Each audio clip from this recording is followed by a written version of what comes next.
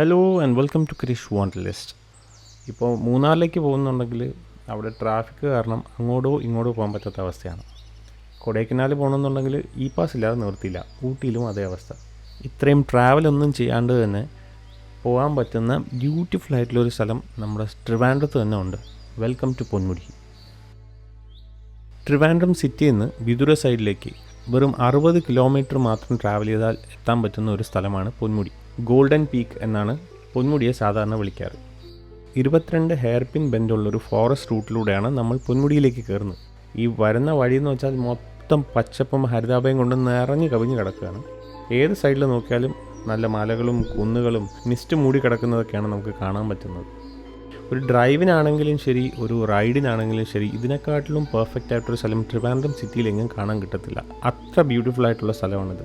ഇവിടെ വന്നു കഴിഞ്ഞാൽ മേളിൽ അപ്പർ സാനിറ്റോറിയം ഉണ്ട്. ഇവിടെ നമുക്ക് വണ്ടിയെല്ലാം പാർക്ക് ചെയ്തിട്ട് ആ ചുറ്റുമുള്ള മലനിരകളിൽ കറങ്ങി നടക്കാം. ഇവിടെ തന്നെ ഒരു കഫറ്റീരിയയും ബാക്കി റിക്രിയേഷൻ ഉള്ള ഒരു ഏരിയയൊക്കെ അവർ തന്നെ പ്രൊവൈഡ് ചെയ്തിട്ടുണ്ട്. സീ ലെവലിൽ നിന്നും ഏകദേശം 1100 മീറ്റേഴ്സാണ് ഇത് ഹൈറ്റ് ഉള്ളത്, ആൾട്ടിറ്റ്യൂഡ് ഉള്ളത്. അതുകൊണ്ടാണ് ഇവിടെ എപ്പോഴും ഈ ഒരു ക്ലൈമറ്റ് ഇങ്ങനെ നിൽക്കുന്നത്. ട്രിവാൻഡ്രത്ത് നല്ല വെയിലാവുന്ന സമയത്ത് പോലും പൊന്മുടിയിലെ ക്ലൈമറ്റ് നല്ല ഭംഗിയായിട്ടിരിക്കാറുണ്ട്. KTDC പ്രൊവൈഡ് ചെയ്യുന്ന ഗോൾഡൻ പീക്ക് എന്ന് പറയുന്ന സ്റ്റേസും ഇവിടെ അവൈലബിൾ ആണ്. ഓൾമോസ്റ്റ് 28 റൂമുകളും ഉണ്ട്. മിക്കവാറും ബുക്ക്ഡ് ആയിരിക്കും. നമുക്ക് ഓൺലൈൻ വഴി അത് ബുക്ക് ചെയ്യാൻ സാധിക്കും.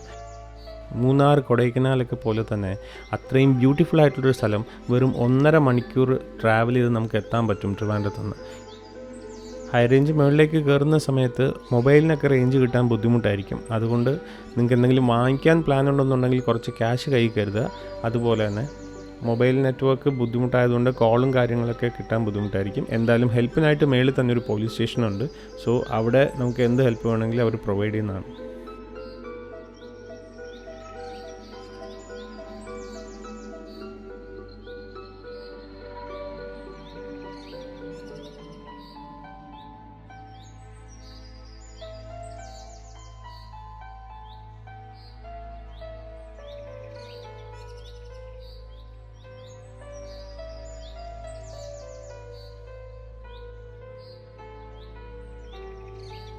ഇവിടുത്തെ ലോക്കൽ ആയിട്ടുള്ള ആൾക്കാർ നടത്തുന്ന സ്ട്രീറ്റ് ഫുഡ്, അതായത് ഇപ്പോൾ സൈഡിൽ ഷാക്കിനകത്ത് ബ്രെഡ് ഓംലെറ്റ്, ചായ, മുളക് ബജി തുടങ്ങിയ പരിപാടികളെല്ലാം ഇവിടെ അവൈലബിൾ ആണ്.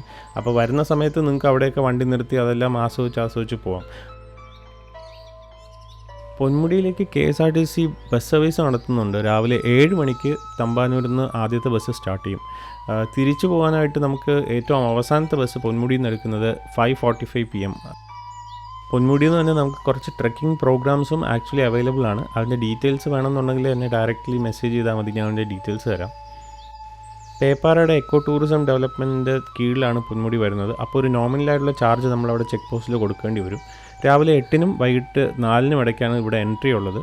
പക്ഷേ വരുന്നതിന് മുന്നേ ഒന്ന് വിളിച്ച് ചോദിച്ചിട്ട് വരുന്നത് നല്ലതായിരിക്കും. ബിക്കോസ് വെതർ ബേസ് ചെയ്തിട്ട് എപ്പോൾ വേണമെങ്കിലും പൊന്മുടി ക്ലോസ് ചെയ്യാം. പിന്നെ ഇവിടെ വൈൽഡ് അനിമൽസ് ഇടയ്ക്കിടയ്ക്ക് കാണാറുണ്ട്. ആനയൊക്കെ ഇറങ്ങുന്ന സമയത്തും പൊന്മുടി ക്ലോസ് ചെയ്യാറുണ്ട്. So do not forget to like, share and subscribe. Until next time, adios amigos.